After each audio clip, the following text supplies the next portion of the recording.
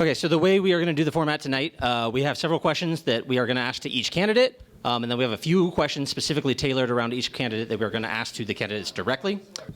We are going to start on the left. We will make our way to the right. So every time we'll start with Jacob, make our way to the right, and then the next question we will start with Chase and make our way back to the left. So alternating questions. The first question you'll get 2 minutes to answer. Every additional question after that will be only 1 minute. I know, I'm sorry. I know that's not enough time. And then when we get to questions for the personal candidates, those will be 5 minutes that you can, up to 5 minutes that you can talk. So we're going to start on the left with Mr. Hornberger. So you have 2 minutes. And also, I apologize, we don't have a timer that you guys can see. So we will be keeping time and cutting you off. So that's just how it is. So, Mr. Hornberger, we're starting with you. Can you please introduce yourself and talk about what is the most important issue to you and your campaign right now? I'm Jacob Hornberger, Libertarian candidate for president. It's very nice to be here with y'all. The issue in this campaign is really very simple. What message do you want your presidential candidate to take to the American people? It can be the standard message that has characterized our party for 20 years and that characterizes my honorable opponents for this nomination. Continue Social Security, Medicare, Medicaid, school vouchers, immigration controls, and other socialist proposals. I believe that's a bad message. Where has it gotten us? 1% 3 years ago. We are now down to 0%, zero, in the presidential poll. And that's because every single proponent of these socialist programs is never going to waste his vote on a Libertarian Party presidential candidate who supports these positions. That's why we're at 0%. I want to take a totally different message to the American people. A message that is based 100% on the principles of the Declaration of Independence and the Constitution: freedom, free markets, and voluntary charity, including open borders and the immediate repeal of Social Security, Medicare, income taxation, and every other socialist program. It is my contention that this libertarian message can achieve a massive breakout in the polls and in the votes of 10 to 15%. But most important, it is this message that will lead America to freedom. And that's our job in this party. Thank you, Jacob. Mike, same question. Can you all hear me in the back okay? That's too bad. I'm going to say a few things that are probably going to piss you off. This election is not going to be about small things. This election is not going to be about what the retirement age should be for Social Security. It's going to be who has the guts to stand up and finally tell Americans the truth. The Social Security is evil, and it has to go, and it has to go now. It is not true that most of us up here are running on a reform message. This election is not going to be about, should we be spending $100 billion in Ukraine, or should we be spending $125 billion in Ukraine? It's going to be about who has the guts to stand up and tell Americans the truth. That the idea of taking money away from Americans, including families among us who are the least able to withstand the force of the federal government, least able to be able to afford to hand over their resources, that is an unethical proposition for $1 or $100 billion. It's not going to be about what should be the target interest rate for the Federal Reserve, what should be the target rate of inflation for the Federal Reserve System for our monetary policy. It's going to be about who has the guts to stand up and tell the truth to the American people. The Republicans have come and gone, and Democrats have come and gone just as well, and yet our dopey system of monetary policy remains the same. That we need to end the Federal Reserve System, that we need to replace it, not because we hate any particular group of people, but because the system that we operate under now is bad for us.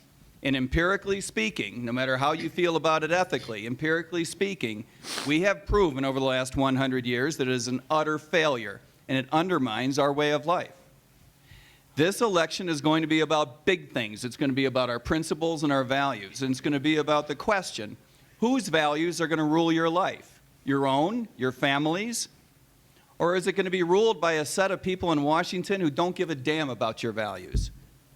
whose very reason for being is to collect power to themselves. Time.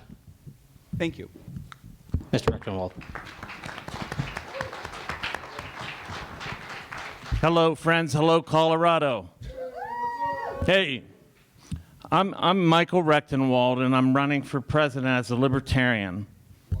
And I'm in it to win it because I believe this party needs to be represented by the maximum program for liberty.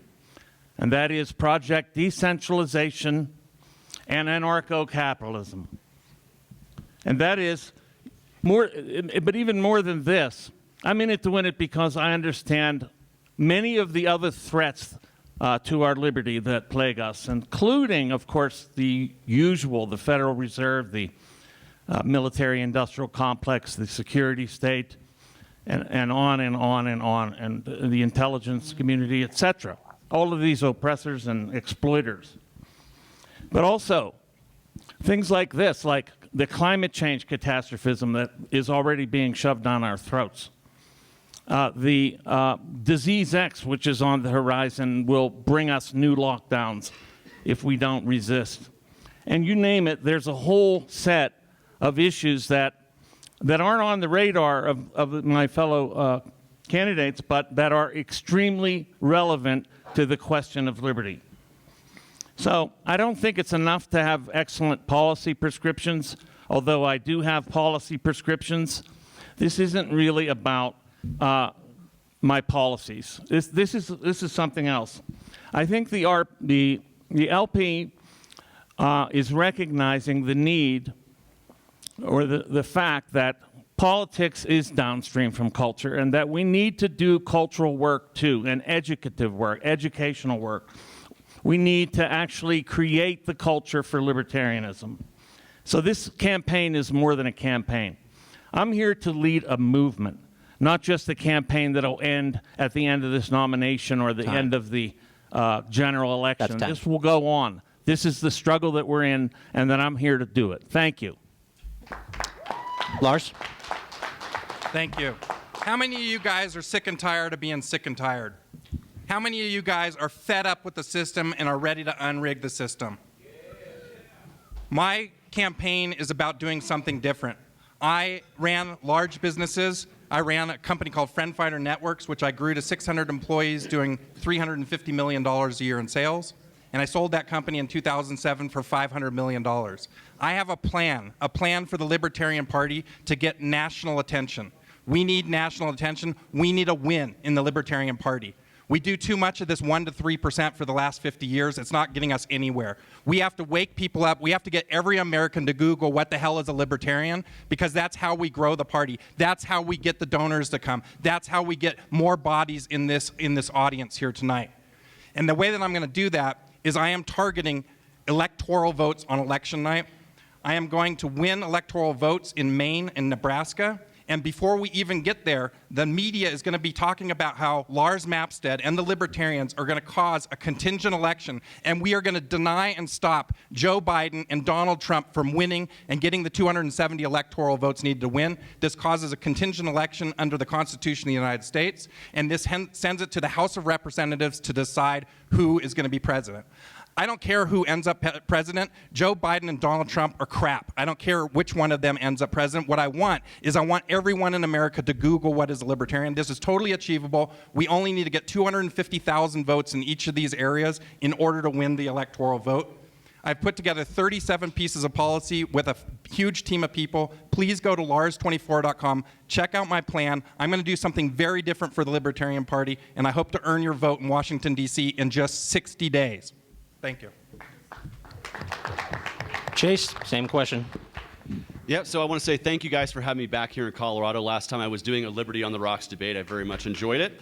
But my name is Chase Oliver, and I want to be the Libertarian candidate for president. Why? Because I know this is a golden opportunity for this party. So many voters are wanting something that's not Donald Trump and Joe Biden. 60% of voters say that if they're given an option they can vote for, they're willing to vote outside the two-party system. We need to be that messenger, the messenger of liberty. I want to be an evangelical messenger of liberty that brings people into the tent. Whatever their issue is, let's connect connect it with the greater philosophy of liberty. If you're sick and tired of seeing our tax money being taken out of our pockets to fund bombs that kill babies overseas, welcome home to liberty. If you're sick and tired of seeing a mess on our southern border that creates human rights abuses instead of the ability for people to get to work and start their own lives, welcome home to liberty. If you're tired of seeing eminent domain build a wall in your yard or building a gas pipeline through your property, welcome to liberty. Whatever that issue is, we need to take those voters and connect them with the philosophy of liberty. That's the kind of energy and enthusiasm we need to have in our presidential campaign.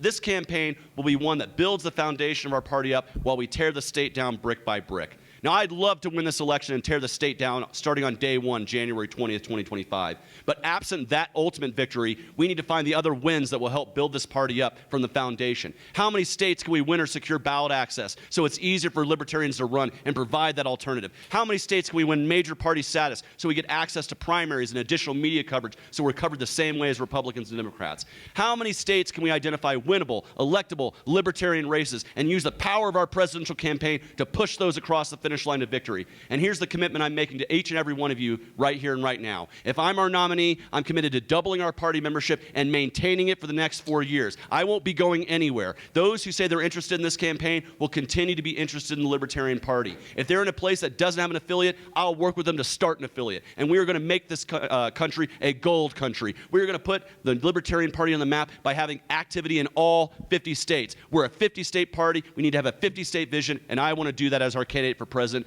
Go to votechaseoliver.com and join the movement. All right. So these questions, 1 minute, I believe, right? And we're going to start with Chase. Question is, the LP usually gets less than 5% of the vote total. Do you think you are the candidate to break that, and why? Yes, I think in 2024, because of the golden opportunity we have, our nominee, if they run a professional, powerful campaign, we can absolutely break through those barriers in states all across the country. That's what I'm committed to doing. My focus is solely on winning these numbers that we need in states all across the country to build our party up. I absolutely think we can do that. Right now, we have donors in all 50 states, plus D.C. and Guam. We have 350 volunteers. We've traveled the most miles. We've earned the most money in terms of donors, and we are ready to be a campaign that's ready on day 1. We are showing real time what our campaign would look like in after May, and that's what I want people to see right now. Go to our website, see how great it looks. Look at the media we put out there, and look at the media we've earned. That's the kind of work we're going to need to really grow our party in 2024, and I'm absolutely committed to getting out there every single day, blood, sweat, and tears for the Libertarian Party. Absolutely. All right. Next up, Lars. Thank you. Well, this campaign is going to be about money, unfortunately. It takes money in order to win elections. It takes money in order to do advertising. It takes money to reach people. I've put $700,000 into my campaign so far, which is more than all the other candidates have raised combined. In order to get our message out, it doesn't matter how principled or how bold our message is. If no one is hearing it, we're not going to grow. My campaign is about getting national attention. It is about getting every American to know what a libertarian is, and that is how we're going to grow the party. That is how that is our path to 5%. And we're going to start by getting the media to essentially see that we're about to cause this contingent election, and we're really going to screw up the two-party system. And that's going to get the national media talking, and it's already happening. I've been involved in 10 national polls. None of the other candidates have been in major polls. And the media is starting to pick up on my deny the 270 and stop the 270. And you're going to start seeing this and hearing this in the media in the next few weeks. Thank you. You know, the political rhetoric of my fellow candidates, they're very polished prose and they're extremely well-delivered statements. This kind of LARPing would be droll and quite interesting and otherwise harmless if it didn't ignore the most foundational issue that faces us, and that is, how do we get the people, not a representative of the people, how do we get the people to wrest power from the state and divest it in themselves, finally? How do we do that? That's the question, I think, that needs to be answered. And so, yeah, I'm definitely the most well-known outside of this party of all these candidates. You know, I've been on Tucker 3 times, all this kind of stuff, yes. I get free press. And I would bring that to this party. I will bring those viewers I will get on Tucker again. I will get on Glenn Beck. I will get on all Fine. these shows that I've been on many times. That's and fine. I will speak the liberty message to everyone. Thank you. Thank you. All right, for you. The truth of the matter is that whoever our nominee is going to get on the Glenn Beck show, and I don't really consider that to be the high watermark for which we should be shooting. Look, the truth of the matter is that the American public outside of our party expects a certain threshold of credibility to be reached. And that's why, if anyone pays attention to our campaign, and I know some of you have, you'll notice that we work very hard at protecting our credibility, and that has a couple of different components. One is, of course, that we are very careful with everything we say. This is because we're running on an extremely bold platform. You all know that we're running on what we call a Gold New Deal to completely restructure the relationship between us and the government. If you're running on a transformational platform the way that our campaign is, you need to balance that off with running with a great deal of credibility. That means details, yes. It means plans, yes. It also means very hard leaning into my personal background of public service and public policy, not just... Time. Thanks a lot. Jacob. We're at 0% in the polls. That's down from 1.1% 3 years ago. The election's already decided. If voters haven't changed their perspective over the last 3 years, they're not going to change their perspective over the next 6 months. And the notion is all we need is more money and more publicity. Pure nonsense. There's a candidate on this stage that got $30 to $40 million of free advertising in his race for U.S. Senate. Every single voter in that state knew what that message was, and he got 2%. He didn't get elected. What I'm suggesting is that the problem is with the message. When you're selling libertarian socialism, Social Security, Medicare, school vouchers, immigration controls, you cannot garner big votes. You have to restore the founding principles of this party, and that's what will bring you a massive breakout in votes. All right, next question. Jacob, we're going to start with you. What is your stance on the internal conflict caucus wars within the Libertarian Party, and how do you plan to unite all factions within the LP? Interesting question. I think it's a symbol of what's happened to this party. This party is a rudderless ship. It has no rudder. I mean, it was just recently when we were advocating to bring Ramaswamy in or DeSantis to save us. Now we're moving over to the left wing and getting Robert Kennedy Jr. to come and save us.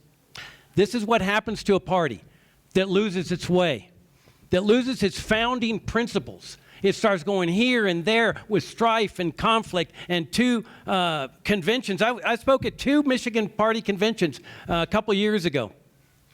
I'm saying the best thing we could ever do in this party is restore our sound founding principles of liberty. We restore that, then we start attracting to our party the right people. Instead of getting more Republicans that bring in their status baggage with them, we start attracting people that love our principles, that are saying, hey, this is a great party. It adheres to its principles. It's a party of principle. Time. Yeah, I'm sorry Jacob ran out of time because he was exactly right. We have lost our way in so many aspects. I believe that the nexus of our problem is that we have lost a focus on winning. We have lost a focus on being successful. In any nonprofit organization, in any political organization, when you lose the idea that you might be successful, all of a sudden people turn their attention to other things. And in our case, that has manifested itself in infighting among groups, factions, caucuses. I have been very supportive of all of the caucuses and all of the groups, including new groups, inside of our party because I believe that everyone deserves a voice, and I'm actually a big believer in the caucus model. Unfortunately, too many people have used these models to focus attention on each other and tear each other down. I believe that we can make progress, but we have to focus on winning. We're building a very professional campaign, one that's geared toward credibility, one that's geared toward winning, and that will relieve some of this silliness. Thanks a lot. Yeah, I think there's this conflict between the Mises caucus and the emo caucus has got to end. But okay, there we got somebody throwing down the dagger. Listen, it's no secret I'm the Mises caucus endorsed candidate. They still stand behind me 100%. And I believe in their vision, the vision of decentralization. I'm not going to back off of it. And I also think, and I would put this very plainly, I'm the most radical libertarian on this stage. That's because I'm a full-blown anarcho-capitalist. I believe in no state at all. The state is a parasite. It's a vulture. It is the biggest enemy of mankind that has ever lived, and we're living under the biggest state in the history of humanity. We have a massive task of getting out from under it. We're not going to be able to go in there, you know, like a white knight on a horse and unrigging it or taking it apart. No. Thank you. Thank you. Lars. How many people here want to reduce the state? Everybody better raise their hands, because that's what we're here to do. Want to abolish it? You know, abolish the state, reduce the state, get it to, you know, some form to zero. Look, that is the guiding principle that we all believe in. We all believe that we want to reduce the state and get the state out of our lives, end government coercion, right? I believe that the Libertarian Party has gotten better at fighting each other than they are at fighting the state. If you're into reducing the state and getting the state out of our lives and stopping the state from controlling our lives, then you should work with me, because that's what I'm about. I don't care what caucus you're in or any of your other political beliefs or personal beliefs. If you're into ending the state, you're on my team, and you're good enough for me. And I'm pulling people from all sides of the Libertarian Party. It doesn't matter what caucus you're in. I have people from all sides backing me. I have people from all sides on my team working together, which is amazing. And my team actually comments on this, and they said, how can you have these people working with each other when they've been hating each other so much? And it's because we want to end the state. Thank you. Chase. So when it comes to internal party division, the first thing I got to say is I am tired of seeing us fight over who the biggest fish in the small pond is. My campaign is committed to growing the size of the pond. I want more people in the party. And division is just not going to solve that. I have people from every caucus who are working on my campaign as volunteers, and it's something that I'm committed to doing. Here's the only thing I need from you. Are you committed to working hard for liberty? That's the only threshold I have if you want to be a part of this campaign. And, you know, I will say this. I think every libertarian at one point or another has argued with other libertarians, let he who has not cast the first stone. But what I'm ready to do is be an outward-facing candidate.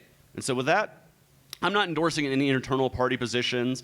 I'm not endorsing any platform or bylaws. I'm going to trust that you, the delegates, are going to do a great job at that. My job as a candidate is to focus outward of the party, not inward. And any kind of focus that I put on inward division is detracting us from the real mission of this party, which is growing it from the foundation up so we can tear the state down.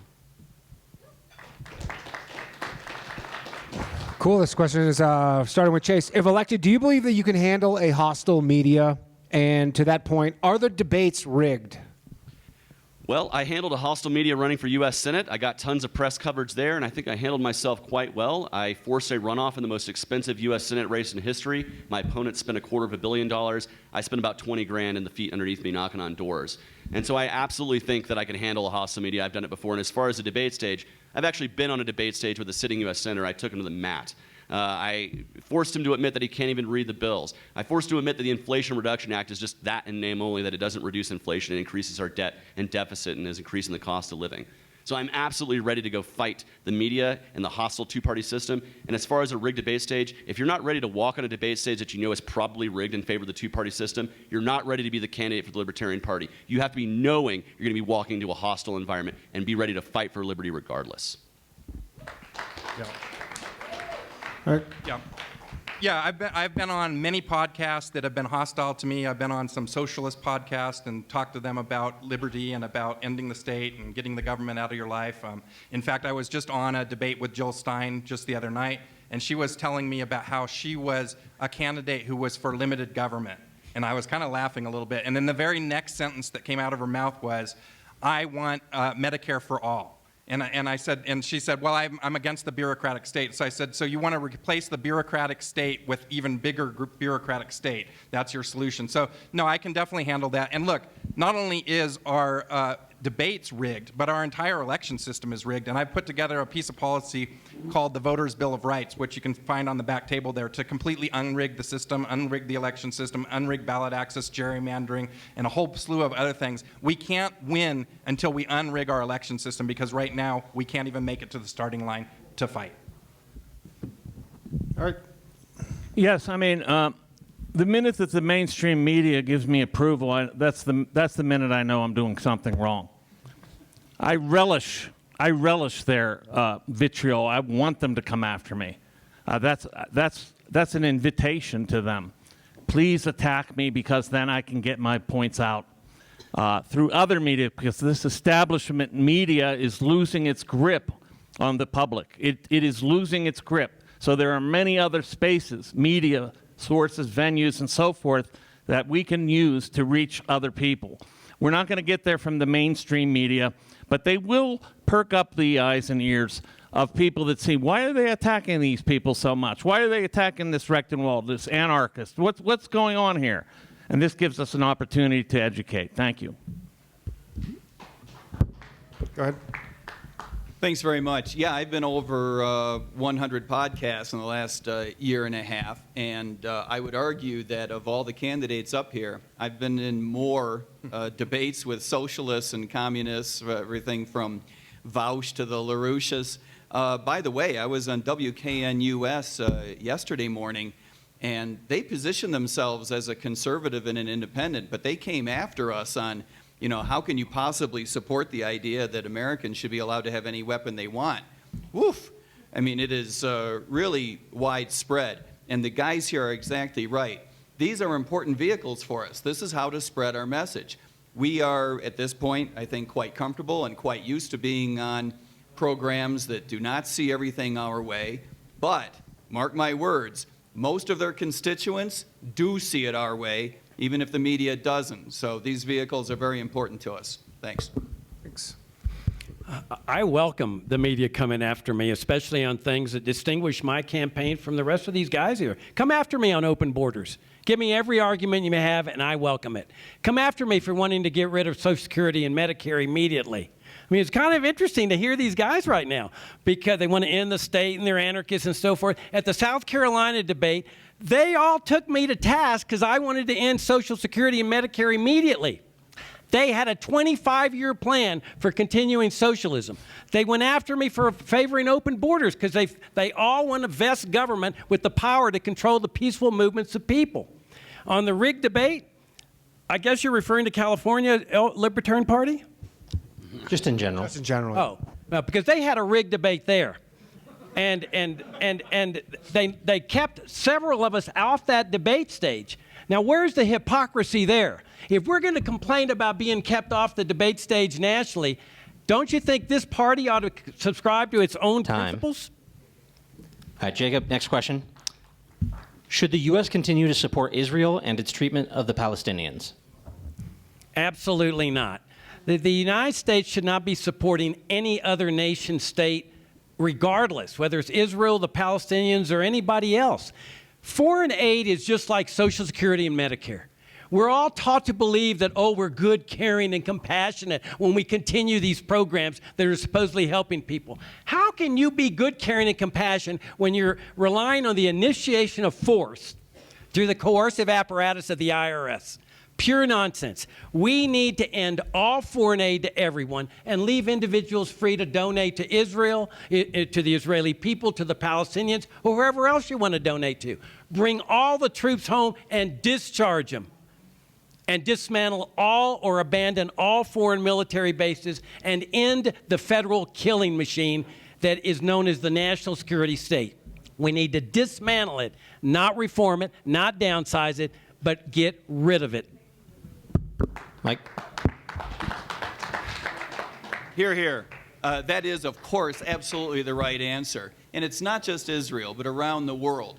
We have learned that not only is the projection of military hegemony a bad idea from a strategic point of view, because we just continue to waste resources and fail to achieve anything that is in the American people's interests, But we have learned also that it does not align with America's interests. It does not align with the interests of individual Americans. It does not align with our principles and our values. Americans are waking up to the idea that our government does not operate in your interest. For this reason, I am firmly convinced that America is ready for a clear, clean, crisp anti-war message. We realize that in the case of Israel, it feels more personal. But this is one of the reasons why we need to stake it out as a matter of principle that they should have a very independent foreign policy, and so should we. We should not be responsible for each other's policy. Yeah, so I think what's happening in the Gaza Strip is an absolute abomination. We're talking about the attack on a captive civilian population using American arms and our military funding. This is an outrage. We must totally end all aid to all nations and also quit funding terrorist organizations, quit creating them, quit creating ISIS, quit creating other factions that we do on purpose. There was one point where the CIA was a CIA-backed militia was fighting against a U.S. military-backed militia. I mean, this is just outrageous. But in the case of Israel, it's a double whammy in terms of the NAP. We're being robbed to pay for another country to commit atrocities against humanity. It is an outrage. It has to stop. Thank you. Look, we're totally broke. We're $34 trillion in debt. We can't be shoveling off money to foreign countries right now. We're literally going to print $1 trillion just to pay for the interest on our debt. Right? We've got to get this under control before we are going out and broing out other countries. Look, the other thing is that America cannot even police its own cities. We can't police Detroit and San Francisco. How the hell do we expect that we're going to be the world's police and we're going to tell other countries how to do things? And this is another point, that we have government coercion. But instead of coercing our own citizens, we're now trying to coerce other countries to behave the way that we want to behave. And we get pissed off when our government tells us how to behave. Imagine being a foreign country and having another foreign country tell them how they must behave. This is causing a lot of animosity and a lot of strife and a lot of hatred toward America. We need to bring our troops home, get rid of the military bases that we have, stop the foreign aid to all foreign countries. We just can't afford it. We have to reduce our debt, get our fiscal house in order, and take care of Americans. Thank you. When I say I'm anti-war to the core, this is exactly what I'm talking about. I absolutely oppose the war machine funding what we're doing in Israel. It's causing a genocide that is killing tens of thousands of innocent people. Now, the media loves to talk about how the United States government delivered 30,000 meals to the Palestinians. Oh, that's great for us. That's about one meal for every innocent person our military-industrial complex has killed over there.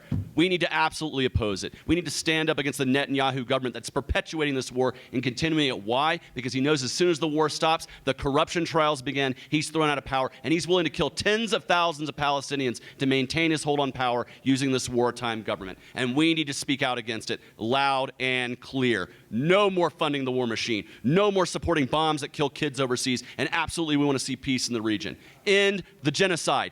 Cease fire now. And if we can't say that loud and clear, none of us deserve a vote. And that includes Donald Trump and Joe Biden. Because if they can't speak out against the war machine, they're complicit in the war machine, and they are war criminals just like Netanyahu. Speaking of Donald Trump and Joe Biden, who, in your opinion, has been worse for liberty between the two of them, and why? Jesus, that's the hardest question because it's asking about two piles of shit and which one's better. As my grandfather used to say, they're both shit, they just have different stains. They're terrible on our civil liberties. They're terrible on our rights. Donald Trump blew up the debt more in 1 year than any other president in history. He didn't end any wars, by the way, for those who go, Donald Trump didn't start any wars. Well, he didn't end any wars either. And the one war that did end, the war in Afghanistan, was done in such a haphazard way by Joe Biden that it left lots of people, particularly innocent Afghans, in the lurch. Everything that these presidents have done have been an abject failure because everything that they do adds the debt and deficit, increases the inflation that each and every one of our households is feeling. Both of them contributed to the hidden tax that's inflation. Both of them are adding to the cost of living that's hitting your pocket, whether it's in your pocket, your bank account, or your business. And both of them should be held to account for it. They are two sides of the authoritarian bird, and I'm ready to run against both of them because they are both 80-year-old dinosaurs from the 20th century with 20th century ideas. And the real message that we need in the 21st century is liberty, loud and clear, and I'm ready to give it to them.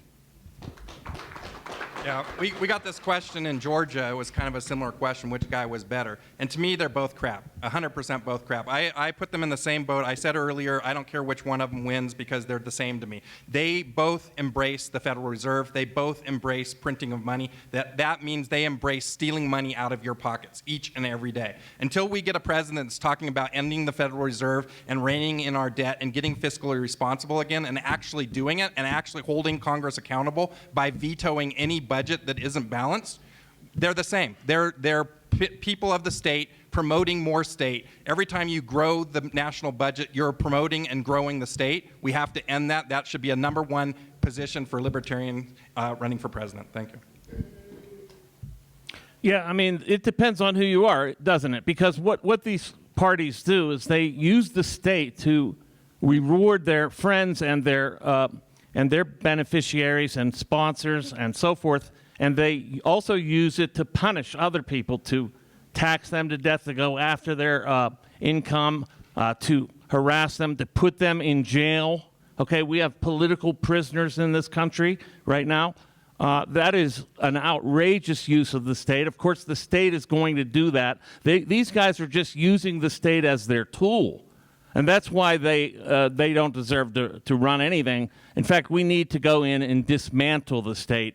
And we have to do that by starting at the local level. But we must take that local level and we must grow it out. And so what we need to do is get more resistance to the central government wherever we can. Thank you.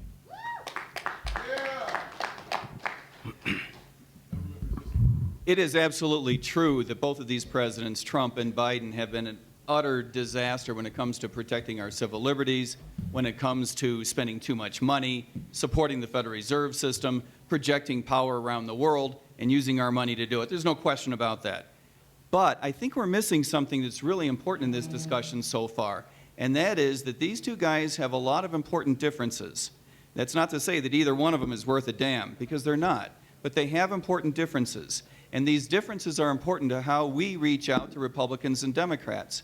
We need to be able to remind people, if you join the Republican Party, well-intentioned many years ago, I'm sure, and you joined that party because you believed it was going to stand up for fiscal conservatism, it was going to stand up for free markets, for free trade, you and your party have gone in two very, very different directions. And we actually represent your values better than the GOP. The same thing can be said for Democrats. Time. With a different set of policies. Thanks a lot. Yeah, there's really no difference between the two, but we got to go beyond the two candidates. There's really no difference in principle between Republicans and Democrats. And it's really one party divided into two wings, like the NFL, divided into two conferences. And one of the things that I have disagreed with this party for 20 years is this tendency to target Republicans for votes or to import positions from Republicans into our party, like immigration controls, like school vouchers. These are positions that violate the core principle of our philosophy, the libertarian non-aggression principle. We are the party of principle. We need to live up to that. And we go after both Republicans and Democrats, and we target different groups of voters than the traditional targeting Republicans for votes. We go after entirely different groups of voters that then propel us beyond the 0 to 1% into the 10 to 15% category. Next question, Jacob. What are your opinions on the LP's response to the COVID lockdowns? Okay. Well, my position has always been going to a higher level on the lockdowns and the mandates. And that is, you've got to get government out of this healthcare business entirely. You see, when you vest government with healthcare powers, which the states have historically had and the federal government has adopted in the 20th century, they're going to abuse those powers. So what is the solution to this? separate healthcare and the state entirely, the way our founding fathers separated church and state. Once you get government removal from its power base, then you don't have to worry about it anymore. And that was my big beef with the LP hierarchy. They never called for the separation of healthcare and the state. They would complain about the lockdowns. Great, I agree with that. Complain about the mandates, absolutely. But we've got to raise people's vision to the level of liberty. And that means separate healthcare in the state, education in the state, money in the state, economy in the state. Thanks. I think the Libertarian Party's response to the COVID regime was too little, too late, too quiet, and to be honest, not sufficiently principled. I talk about this set of issues in the context of separating science and state completely. Jacob is right. We need to get the business of Medicare and all medicine in total away from the state apparatus. No question about that. But it needs to be said, as a matter of principle, our party sat around and waited to figure out where COVID was going, and that was the wrong approach. There is no such thing as a vaccine good enough, with great enough efficacy, with low enough side effects, that's cheap enough to warrant allowing a state to mandate that you take it under coercion or threat of losing your job. And for this reason, we should have been out there right away rather than waiting to see where COVID was going or how good the vaccines were. Thanks a lot. I mean, the COVID crisis was the most rights-infringing episode in modern history. It was an outrage.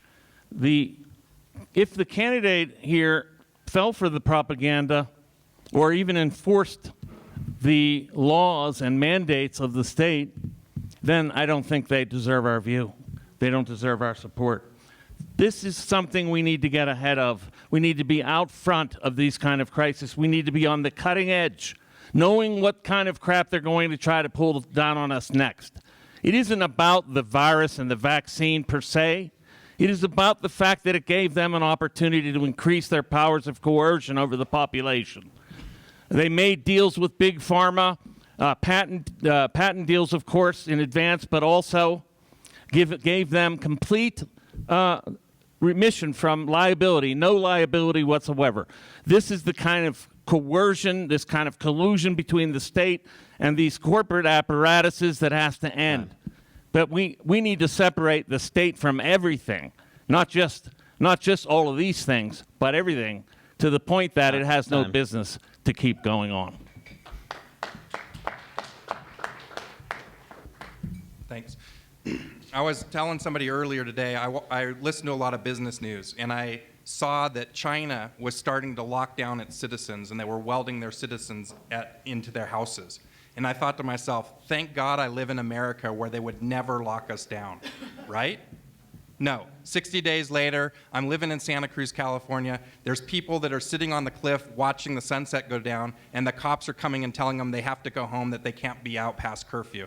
It was really different in different parts of the country, and where I live, it was really draconian. And my position on COVID all along was that we should be allowed to make our own informed decisions, that Donald Trump and Cuomo basically turned it into a political football thing. And it took away the ability for you to make a choice with your doctor of how you wanted to protect yourself or how you wanted to treat COVID. It should have never been left up to the state. It should have been between you and your doctor to decide what was best for you. And the state entering in and being there was just totally authoritarian, and I oppose it on every level. I think our party's response talked a lot about personal responsibility and not enough about the abuses that the state was doing in the wake of COVID. We didn't talk about the real victims of COVID outside of the disease itself, which were the victims of the lockdowns and the mandates. I want to tell you a story about a friend of mine. She started her own business, and she owned a business that was a flower shop. That was her dream. She always wanted to have flowers for people. She served weddings and funerals and proms and all that stuff. That was her dream. And then COVID happened, and her business was not deemed essential. So it was shut down, and it didn't recover. It never came back. And so she had to get a job down the road at the Lowe's Garden Center. Now, they had flowers there too, but because they also sold some other things, they were deemed an essential business. And so her business went away, and now she's working for Lowe's. Those are the kinds of victims. Her business will never come back. Those are the kinds of stories we should have been telling in the wake of COVID that could have told the human cost of what the state is doing with these lockdowns and mandates. I wish we had done that more, and I'm willing to tell those stories as I travel across the country now. Thank you. Thanks.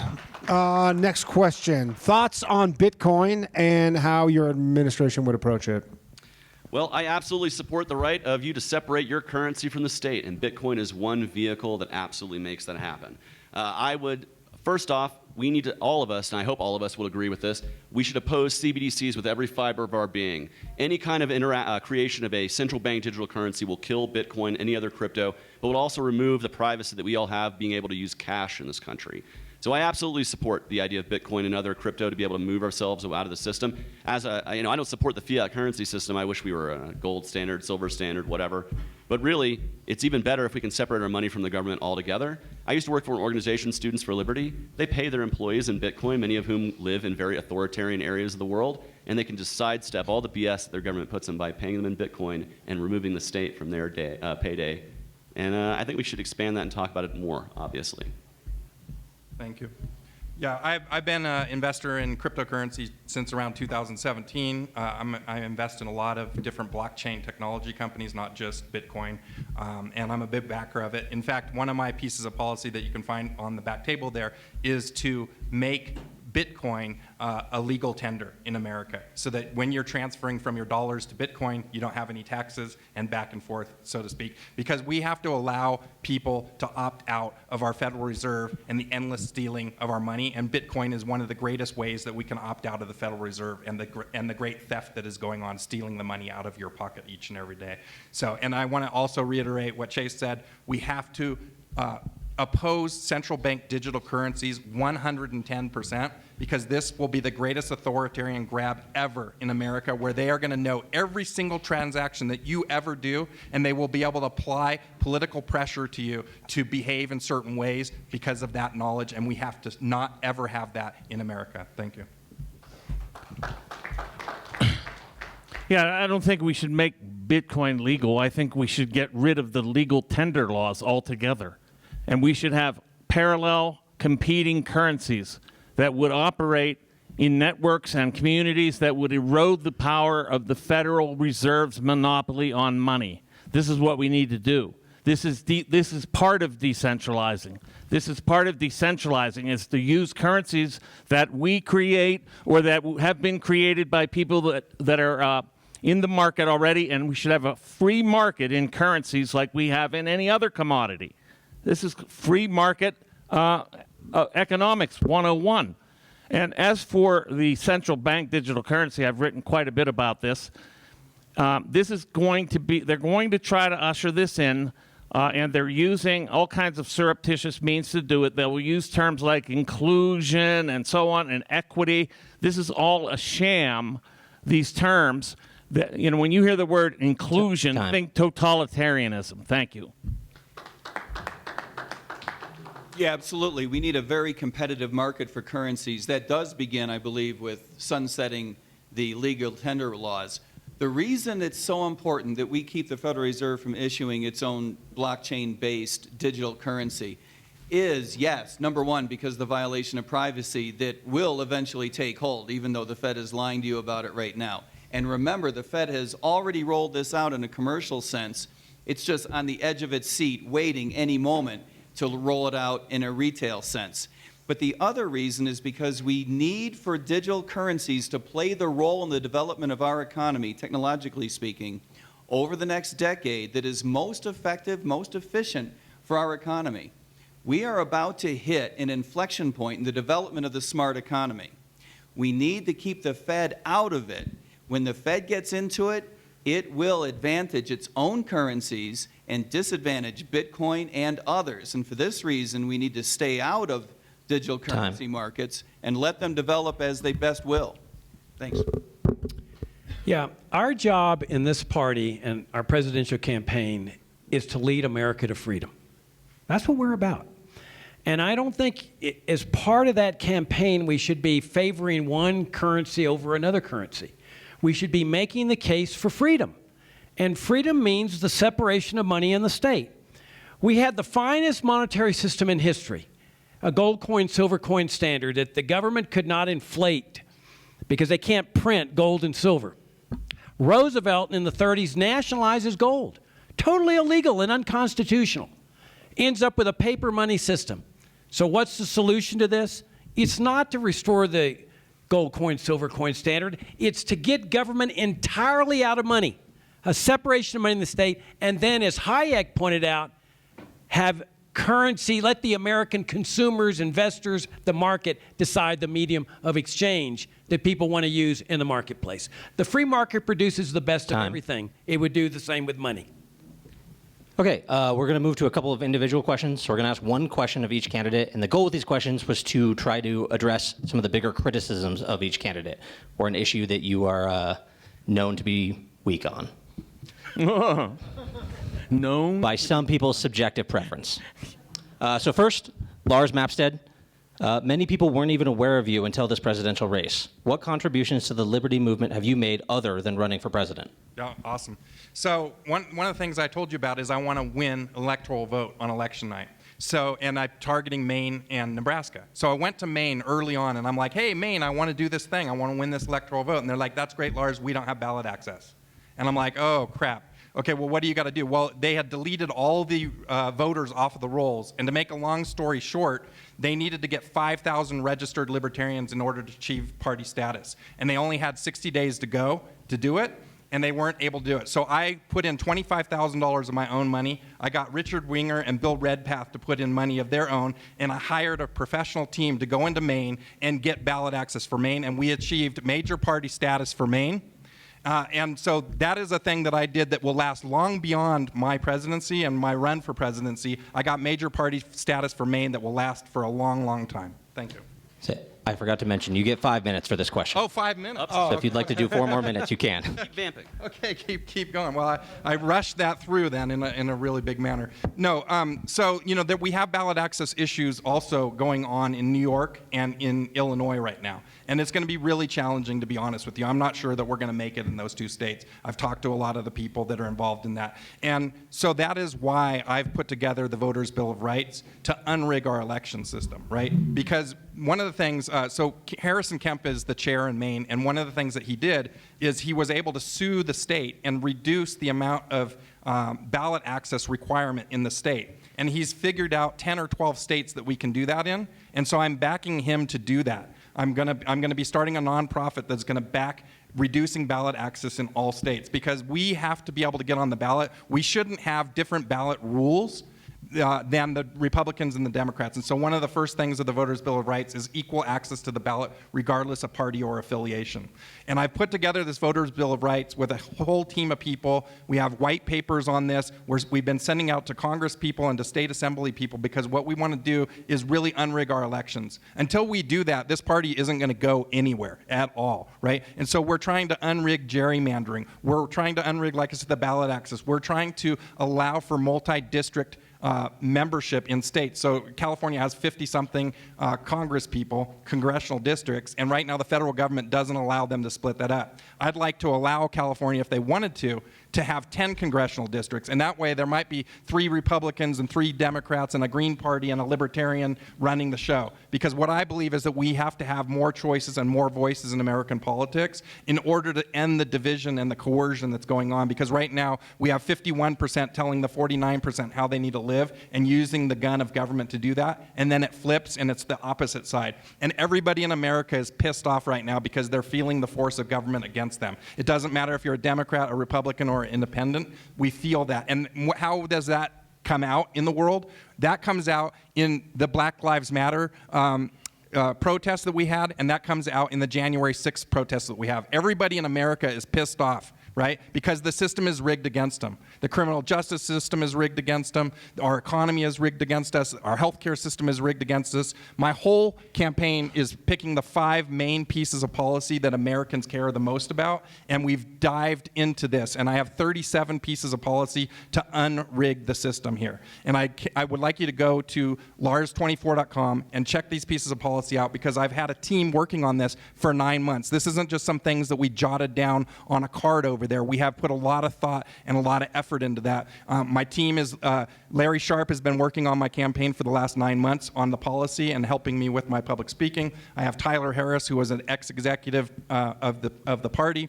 I have Seth Levy, who's working with me here in Colorado. And I have a huge team of people that I put together, a really professional team. We're ready to hit the ground running to implement my plan. I'm already getting offices in Omaha, Nebraska, and Maine, because when I win the nomination, we're going to kick ass in these cities, and we are going to get national attention for the Libertarian Party. What I need you guys to do is go to Washington, D.C., and vote for me on the first ballot as delegates. That's what I need you to do, and we can do this thing. We can actually get a win for the Libertarian Party. I need your help to do it. I hope to see you in D.C. Lars24.com. Thank you.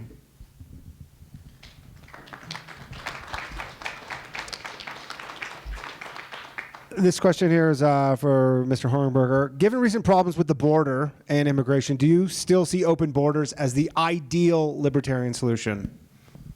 I see it as the only solution, libertarian or not. There is no other solution. I've been saying this for 30 years.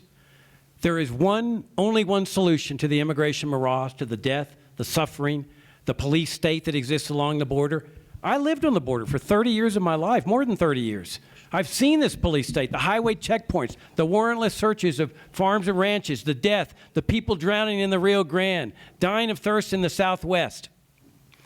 There is only one solution.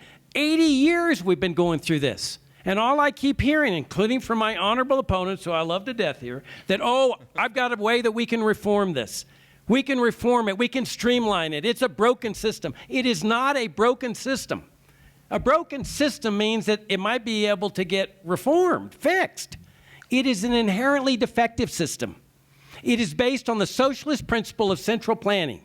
The government is planning the number of immigrants, the credentials of the immigrants, how many are needed on farms in Colorado or Oregon, and from each country. That's central planning. That's what brought down the Soviet Union. Mises said, central planning will bring you planned chaos. That is what we've had on the border. 30 years ago, I wrote a book, or co-edited a book called The Case for Free Trade and Open Immigration. I've just put out a flyer today. It's in your packets that I invite you to look at. 3 other books, including our book, a brand new one called The Case for Open Borders by John Washington, a journalist from Tucson. It's the best book on immigration I think I've ever read. Another one, Open Borders by Brian Kaplan. Brilliant professor, a friend of mine at George Mason University, which, as many of you know, is the finest free market Austrian department in the country. And then a 4th one by Jason Riley, who's on the editorial board of the Wall Street Journal, Let Them In, The Case for Open Borders. This is the future. And let me tell you something. This is the greatest opportunity in the history of our party, maybe in our lives, to achieve a free society, right here and now. If we let this opportunity pass, you may very well get to your deathbeds at some point in life and say, damn it, that Jacob Hornberger was right. We let that opportunity go by, and we're still living under statism. Look at the immigration control position. You know, they say, oh, well, this is a big vote getter. Really? Then how come it only got 1%? How come in our Senate candidates, they get 2%, 1%? Why are we at 0%? I'll tell you why. Because every single proponent of immigration controls is going to vote for Donald Trump. Without exception. They're not going to waste their vote on an LP presidential candidate. This is a 0 vote getter. And if they don't like Trump, they're going to vote for Kennedy because his position is the same thing. Look at my position. There are millions of migrant families across this land that are horrified by what's been going on for 80 years. Those are my voters. They're just looking for leadership. They're looking for a viable alternative. You have a presidential candidate that goes in there and makes the religious case, thou shalt love thy neighbor as thyself, the economic case, free markets, the moral case, you have a right to cross borders peacefully. Those are our voters. That's why I keep saying that we can propel ourselves with this election right here and now to 10 to 15% into the national election and lead America to freedom. 20 years ago, I ran for U.S. Senate in Virginia against one of the most popular governors in the history of the state, John Warner. I knew that I wouldn't get one Republican vote, and I didn't care. I also knew I wouldn't get one Democrat vote, and I didn't care. They didn't run a candidate, but I knew I wouldn't get them. I'm calling for the repeal of Social Security, Medicare, public schooling, open borders. No Democrat was going to vote for me, and I didn't care. I ran this kind of campaign and got 7% of the statewide vote. No money, just through the power of this message. My biggest honor in that race was I got the endorsement of a black minister named John O. Peterson. You can Google him. He got elected to the African American Hall of Fame. And I went into his office and I said, Pastor Peterson, you don't know me, but this is what I believe in. The drug war is the most racist government program since segregation. I want to open the borders. What we're doing down there is contrary to every Christian message that Jesus Christ put out. I want to end Social Security and Medicare and the welfare state because it's done enormous damage, especially to people in the black community and the inner city schools. He said, Mr. Hornberger, I'm going to endorse your candidacy, and I want you to take this letter of endorsement to every black minister in this state. And I did. And that's how I got those 7%. And that's why I'm saying we need to target different voters than Republicans. We need to target Hispanics and migrant families. We need to target blacks. And that's what gets us into 10 to 15%, double what I got 20 years ago. All right, Chase, you previously stated your support for trans kids. Given recent documentation released by Michael Schellenberger regarding WPATH and their extremely dubious medical standards, do you support gender surgeries or hormone blockers for children under 18? So I get this question a lot because for some reason people want to hear the answer. First off, I want to say this. I absolutely don't support surgeries for people under the age of 18. And that's not just gender-affirming surgeries, that's any body modification surgeries. If you're a high schooler who thinks your nose is too big, you can wait till you're 18. If you're a girl who wants a boob job, you can wait till you're 18. If you want a tattoo, you can wait till you're 18. These are things that are permanent on the body that completely change it. And so I think that's a good standard to have. When it comes to other medical care, yes, I'm going to err on the side of parents, doctors, and the patient making those decisions so long as there's no abuse or neglect present. And this is because I do believe in bodily autonomy and medical autonomy. I believe in separating these ideas from the state.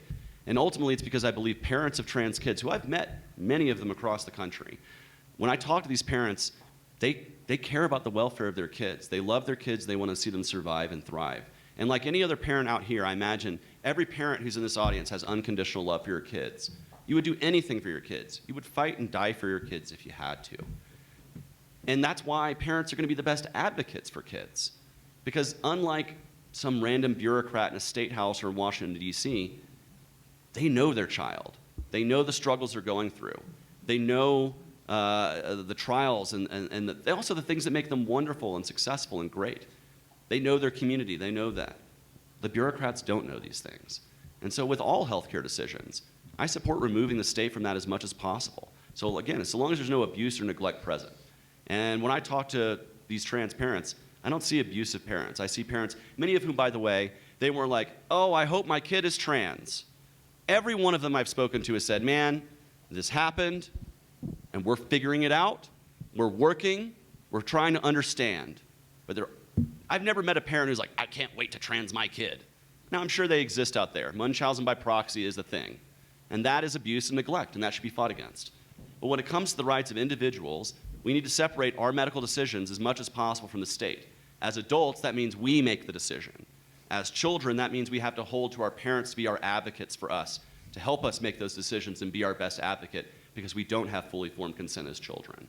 And so that's the standard that I go through with any other kind of medical decision, trans kids included. But when it comes to back surgery, no kid should be able to decide to get back surgery for themselves. They should be going to their parent and their doctor and determining whether that's something they want. Same thing with knee surgery, or same thing with any kind of procedure. That should be coming in informed by a parent, a doctor, and ultimately with the approval of the child themselves, because they do own their own lives. But no, I don't think that this is somehow unlibertarian. I think, in fact, separating medical decisions from the state as much as possible in every aspect, this included, is libertarian. And I want to say I've come to this decision not lightly. I've come to this decision by meeting lots and lots of people, including detransitioners, people who transitioned and then went back and detransitioned. They're a small part of the community, but their voices are still valid. They deserve to be heard. We should be hearing from everyone with regards to this. And I do hear criticisms, and I understand those criticisms. The medical establishment is weird. There always are. It's not just trans healthcare. All of healthcare really you have to be an informed person. You have to be going into it with a skeptical mind frame, because ultimately medicine is an industry. People are trying to sell things to you, and you have to be an informed enough consumer to know the difference between a good doctor and a doctor who's just trying to sell you a hill of beans. And so that's the kind of standard that I'm going to put in parents across this country. I'm going to trust them to take care of their kids and not the state, whether it's their health care, their education. Any decision that needs to be made by that child should be informed by the parent first and not the state. And I will always stand by that every day of the week and twice on Sunday. Thank you. All right. This question is for Mr. Reckenwald.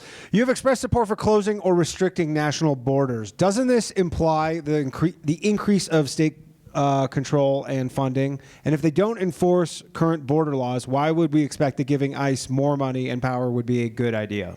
That is. I don't support the increasing of military or ICE at the border. What I'm arguing for is privatization of immigration. The privatization through invitation-based immigration. That doesn't mean you have to be named by name. That means that somebody could say, a company might need X amount of workers, so they sponsor them.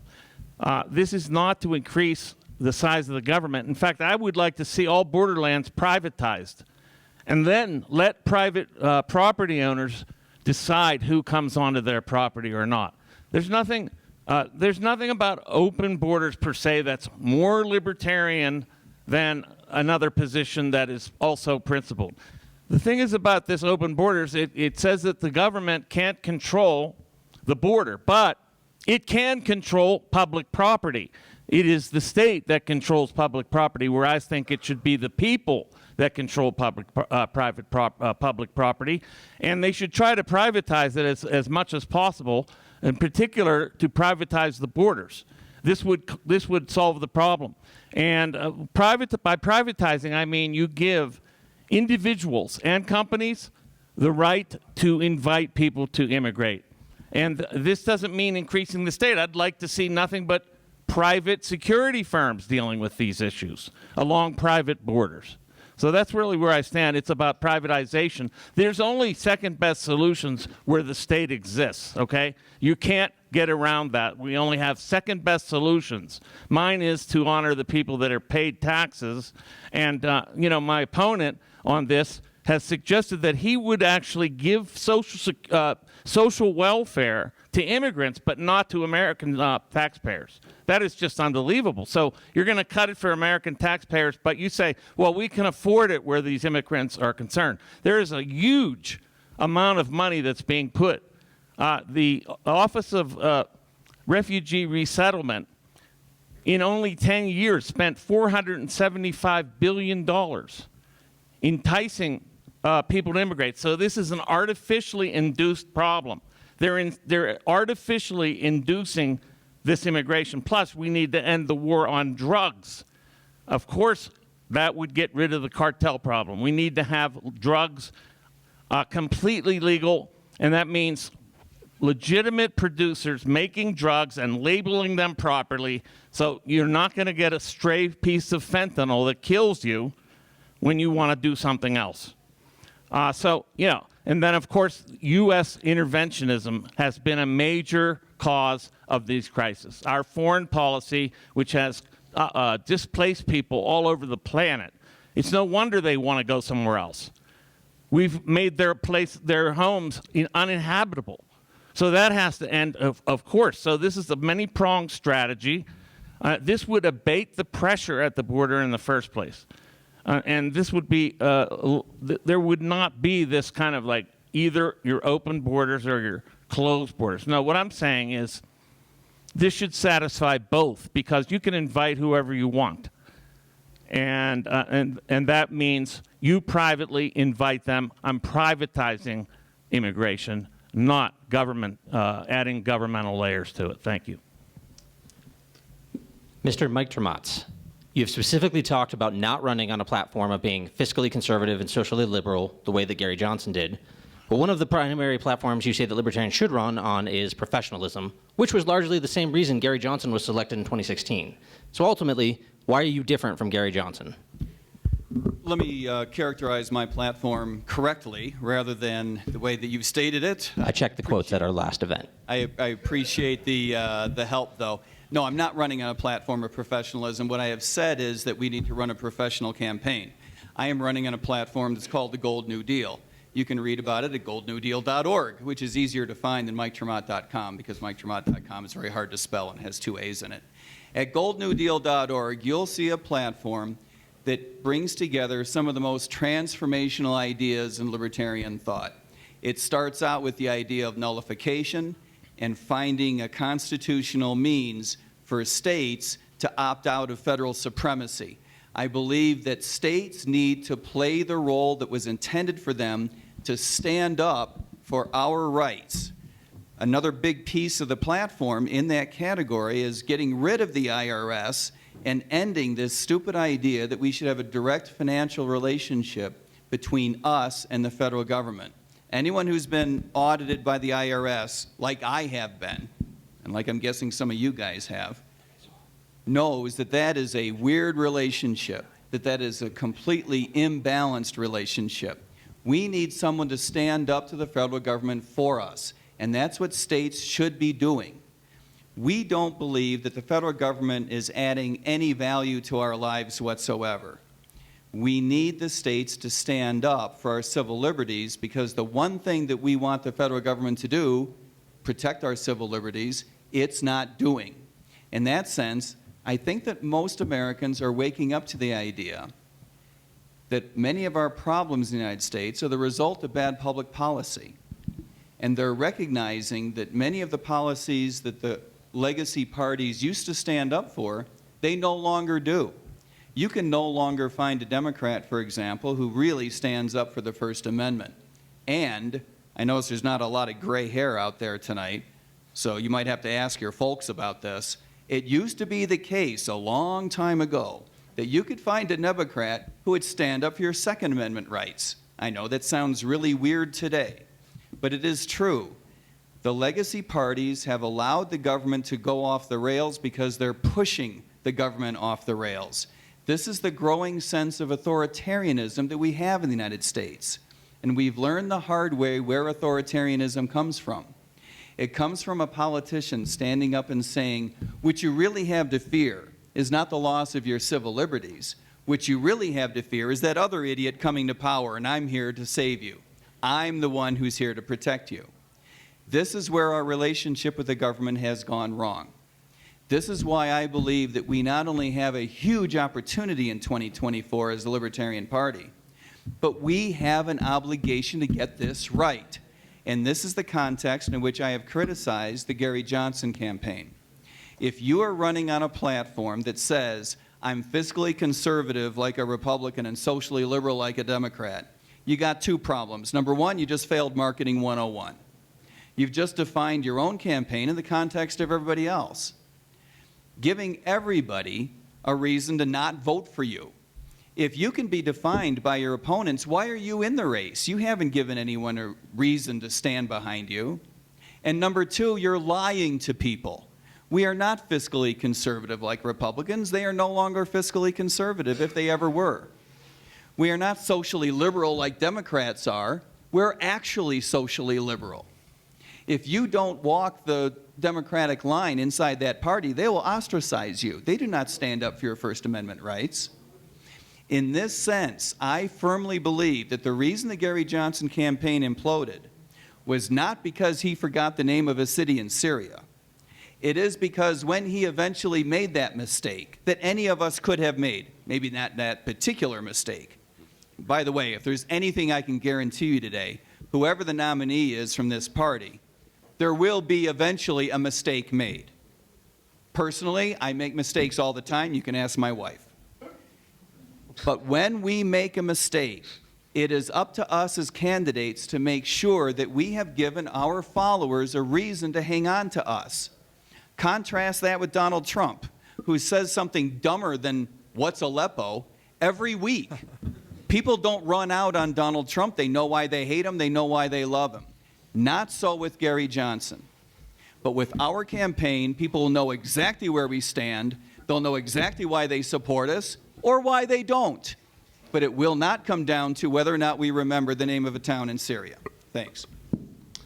All right, we're going to do 2 last questions, and we're going to go back to the same format, so you get 1 minute. Mr. Hornberger, do you hate the state? Are most politicians evil or incompetent? No, I don't hate the state. I'm a minarchist. Disqualified. I'm sorry? Disqualified. I'm kidding. I'm sorry. You know, I hate the illegitimate functions of the state. And that's the case we need to be making to the American people. Here's the question I would like every single American to be asking himself. What is the right role of government in a free society? If everybody asks that question in the course of this presidential campaign, we're going to be looking at a free society. You've got to ask that question. What should government do and what should it not do? And once you arrive at that, then you don't need Medicare and Medicaid. Where is it in the Constitution? The framers understood this question. You know, then you don't need immigration controls because it's an illegitimate function of government. You don't need drug laws. You don't need any illegitimate function of government. Then you settle for a government that has a court system that protects you from a possible invasion, which is non-existent right now, that protects you from violent criminals like murderers, rapists, and thieves. That's what the state should exist for. Mike, same question. Same question. Yeah, I do hate the state because I hate what it's become, I hate what it does, and I hate the people that drive it to be that way. Your question was, are most of them incompetent or most of them evil? The truth of the matter is that the vast majority of the people that work for the government are merely incompetent, but they are irrelevant. What matters is that the people at the top are not so incompetent.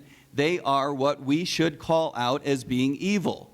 Many of these policies are evil not because millions of worker bees in the bureaucracy are merely incompetent. No, the reason that we need to call this out as evil is because these programs are run by people at the top who do not share your values, who do not give a damn about your values, who run these programs to bring power to themselves, to use your resources to protect their own principles, to bring power to themselves, and to rule by how they see their own interests playing out, not yours. Yeah, I hate the state. I think it is the most pernicious entity that exists. I think it is absolutely, by definition, evil. It is a monopolist over force and violence. It's also a monopolist over anybody else trying to impose or keep or use force to protect themselves. So you want to find out how the state, by virtue of definition, violates the non-aggression principle? Try starting a competitor in the marketplace and see what they do to you. They'll crush you. The state is absolutely endemically wicked, evil, and pernicious. It is the enemy of the people, and I am an enemy of the state. Thank you.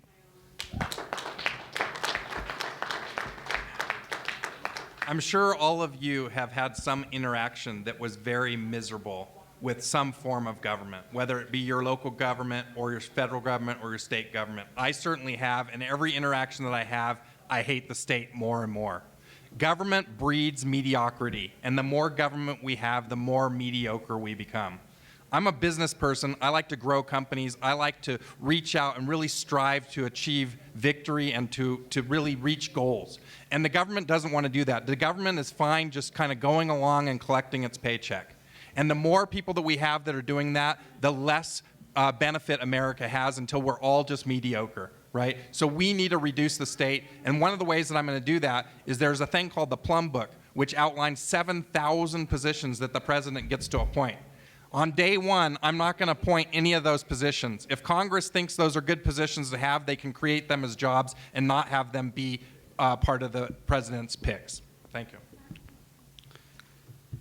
Yeah, so some of them are stupid, some of them are evil, some of them are stupid and evil, but we should oppose the state at every level. Now, I say that we should oppose the state and their enablers at the top because I know there are a lot of good people who are stuck in this system, this servitude that is the state, that are well-meaning people. I use public school teachers as a great example. I have a lot of friends who became school teachers because they had an awesome school teacher growing up. They went to school because they wanted to help students become lifelong learners.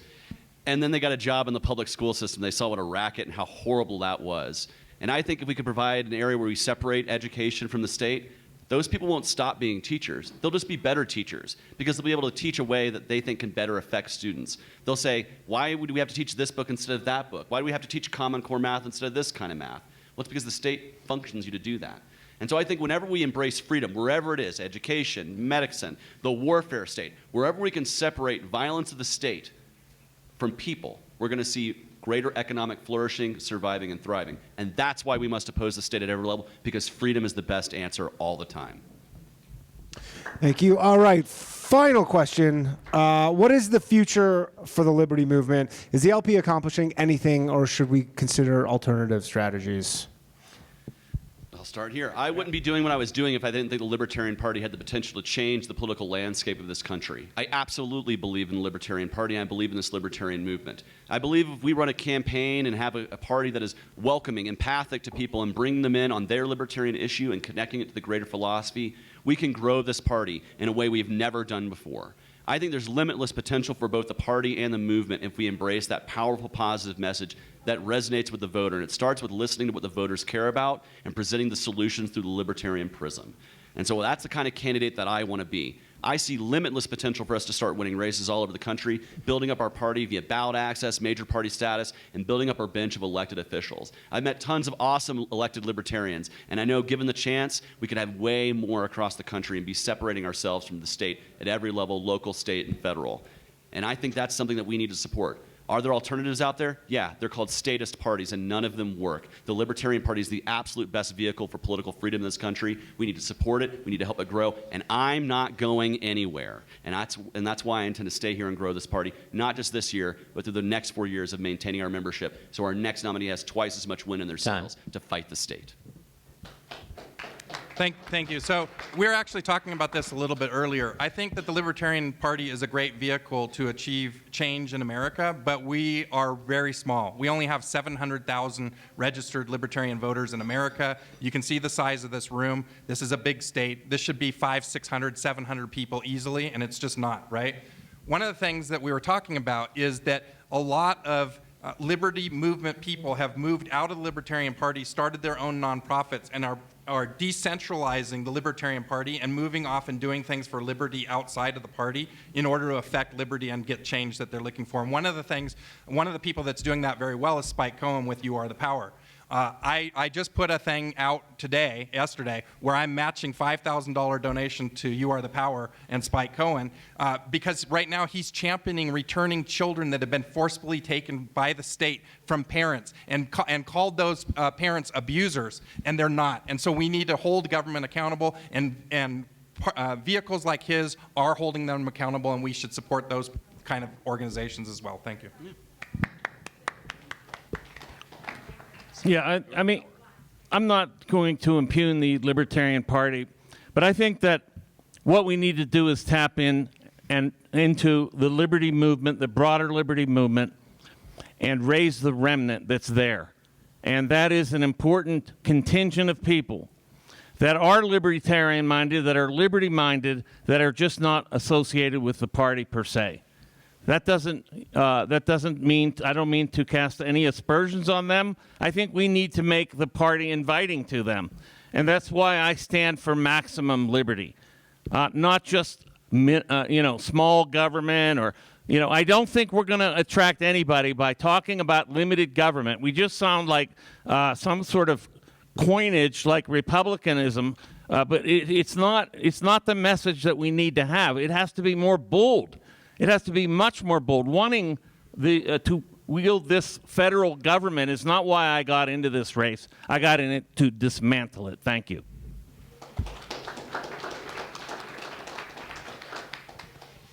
I think that we need to do a better job of holding the Libertarian Party accountable. There are some things that we have done in the past that have not worked out very well, and there's some things they're doing right now that are not working out very well. Number one, we need to run a presidential campaign, a national campaign, that contributes to branding the party correctly. As many of you know, you who have run for local office before, as I have, the value of the Libertarian Party brand is approximately zero. There are people who say, and I don't have a good argument against them, that in many districts around the United States, the value of the Libertarian Party brand is actually negative. That you could get more votes as an independent than you could as a libertarian. Ouch. That's painful to hear. We need to embrace these criticisms, however, and recognize Michael's right. We need to run an extraordinarily principled platform so that people know where we stand. We need to cleave hard edges against the other parties and leave no mistake that we are a very, very different choice. Thanks a lot.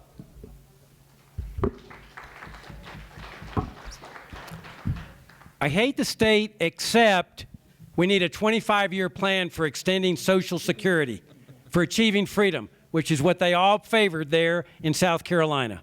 I hate the state, but we need a massive immigration control system where the government's enforcing who comes in without permission. When you hear the word permission, you ain't talking freedom. I hate the state, but we got to have school vouchers that violate the libertarian non-aggression principle. A 0% in the polls should be a wake-up call to all of us in this party to do some soul searching. And that soul searching is, where are we as a party and how do we lead America to freedom? And I'm suggesting that the way we do that is by restoring the sound founding principles of this party and then leading America accordingly in this presidential campaign. That's our debate. Give it up for our candidates. Thanks everyone for coming out. The bar is closed. Drive safe, have a good night, and keep fighting the state.